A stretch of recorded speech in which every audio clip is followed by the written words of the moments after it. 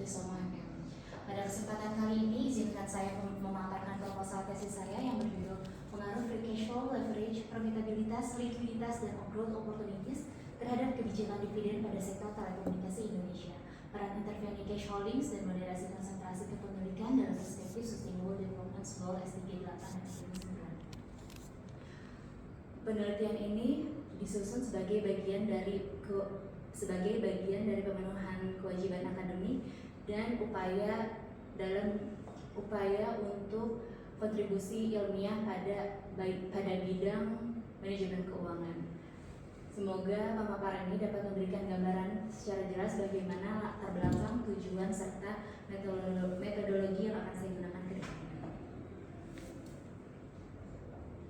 Untuk yang pertama, mengapa sektor telekomunikasi? Karena menurut saya sektor telekomunikasi merupakan salah satu pilar utama pembangunan ekonomi nasional, di mana pertumbuhannya signifikan pada tahun 2015 sampai dengan 2014, seiring dengan digitalisasi di mana pengguna internet mencapai sampai dengan 79% populasi pada tahun 2003. Di sini juga sektor telekomunikasi didominasi oleh 3 operator utama. Yang pertama yaitu Telkom Indonesia, PT XL Axiata, juga PT Indosat Ooredoo. Mereka memiliki 90% pangsa pasar seluruh nasional.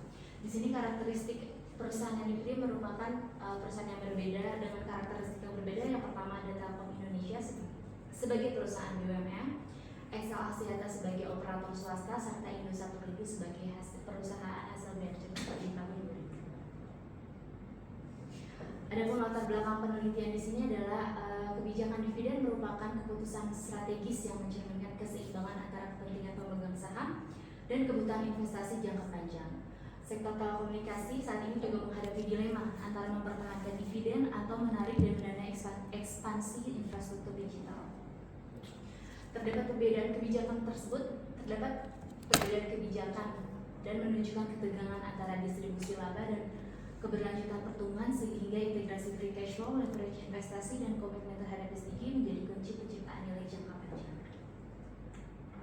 Di sini juga terdapat grafik FCF untuk 3 perusahaan tersebut. Yang pertama, PT Telkom memiliki FCF tertinggi pada tahun 2015 sampai dengan 2024 yang memiliki arus kas yang sangat kuat mendukung investasi dan kewajiban keuangan.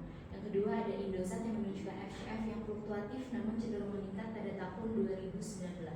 Serta ada XL Axiata yang memperlihatkan tren FCF yang meningkat secara bertahap.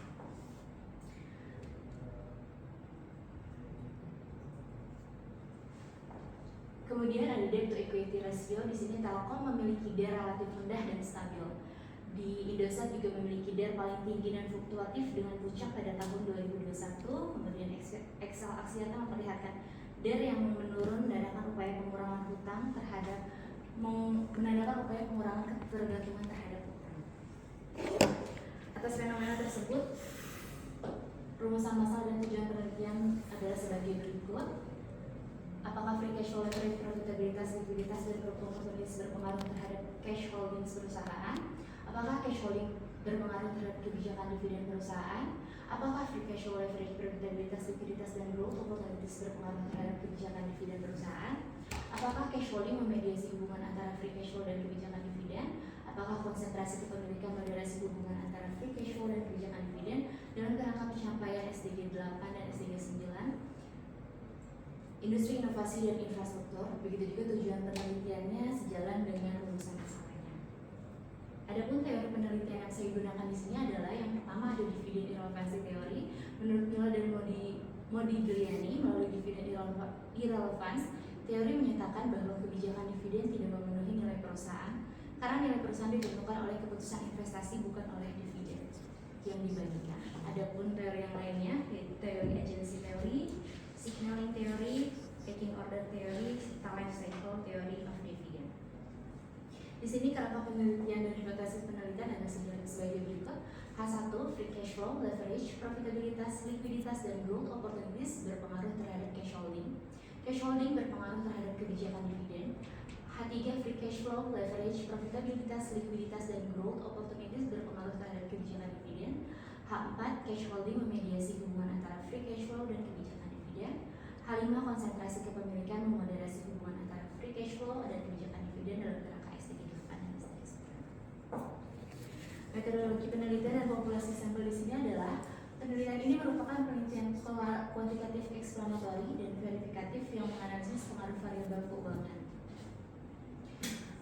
Populasi penelitian dan perusahaan sektor komunikasi utama terdaftar dari BI dan berperan strategis dalam pembangunan infrastruktur digital sejalan dengan SDG 8 dan SDG 9. Sampel ditentukan dengan persuasif sampling yang terdiri dari PT Telkom, PT Indosat, serta PT Exal.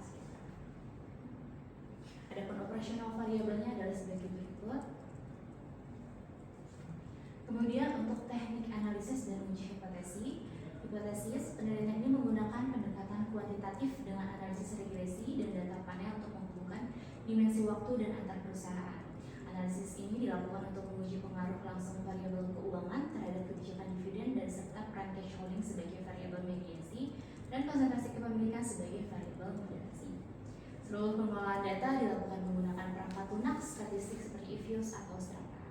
Pengujian hipotesis dilakukan pada tingkat signifikasi A sama dengan 0,05 atau 5% dengan kriteria jika nilai p-value kurang dari 0,05 maka hipotesis diterima terdapat pengaruh signifikan, dan jika p-value lebih dari 0,05 maka hipotesis ditolak tidak terdapat pengaruh signifikan.